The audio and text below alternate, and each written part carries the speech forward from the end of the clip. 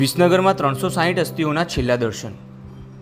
વિસનગરમાં my new India trust દ્વારા દિવંગત અસ્થિઓના છેલ્લા દર્શન, પૂજન, શ્રદ્ધાંજલિ કાર્યક્રમનું આયોજન કરાયું.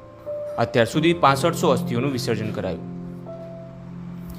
વિસનગર શહેરમાં સેવાકીય કાર્યો કરી રહેલ માય ન્યૂ ઇન્ડિયા ટ્રસ્ટ દ્વારા છેલ્લા 12 વર્ષથી જે પરિવારો પોતાના દિવંગતોની આત્માની શાંતિ માટે ગંગા નદીમાં તેમના અસ્થિઓનું વિસર્જન કરી શકતા નથી તેવા પરિવારો માટે દીવાદાંડી બની આ અસ્થિઓને હરિદ્વાર ખાતે લઈ જઈ શાસ્ત્રોક્ત વિધિથી વિસર્જન કરવામાં આવે છે, જેમાં અત્યાર સુધીમાં ટ્રસ્ટે 6500થી વધુ દિવંગતોના અસ્થિઓનું વિસર્જન હરિદ્વાર ખાતે માં ગંગાની ગોદમાં કર્યું છે.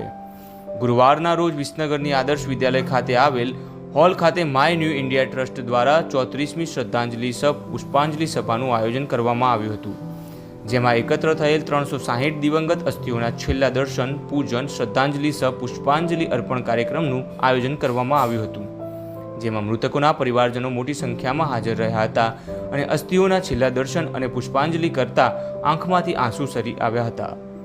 ઉલ્લેખનીય છે કે માય ન્યૂ ઇન્ડિયા ટ્રસ્ટ દ્વારા નાના બાળકોને નાસ્તા વિતરણ, કડકડતી ઠંડીમાં ધાબળા વિતરણ સહિતના કાર્યક્રમો પણ કરવામાં આવે છે.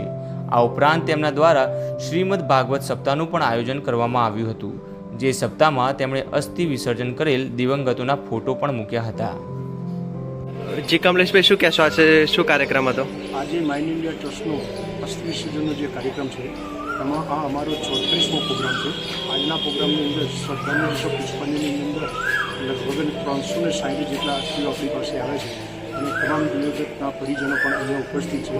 આ કાર્યક્રમની અંદર અસ્થિના છેલ્લા દર્શન, પૂજન, પુષ્પાંજલિ, રામદેવ પિતાજીનો 15મો અધ્યાય, અંજલિ અને શાંતિપાઠ 2 મિનિટના મૌન સાથેનો આખો કાર્યક્રમ છે. અને ત્યારબાદ 7મી તારીખે અમે હરિદ્વાર મુકામે જઈ અને 360 જેટલા અસ્થિઓનું મા ગંગાજીના ગોદમાં વિસર્જન કરવા જઈ રહ્યા છીએ. કેટલા વર્ષથી આપ આ કાર્ય કરી રહ્યા છો? આ આપણો લગભગ 12 વર્ષથી સતત પ્રોગ્રામ ચાલુ છે. 2011થી લઈ અને અત્યાર સુધીમાં માય ન્યૂ ઇન્ડિયા ટ્રસ્ટે 6500થી વધુ અસ્થિઓ અને 34 વખત હરિદ્વાર મુકામે જઈ આ અસ્થિ વિસર્જનનું કામ માય ન્યૂ ઇન્ડિયા ટ્રસ્ટ દ્વારા પૂરું કરવામાં આવ્યું છે.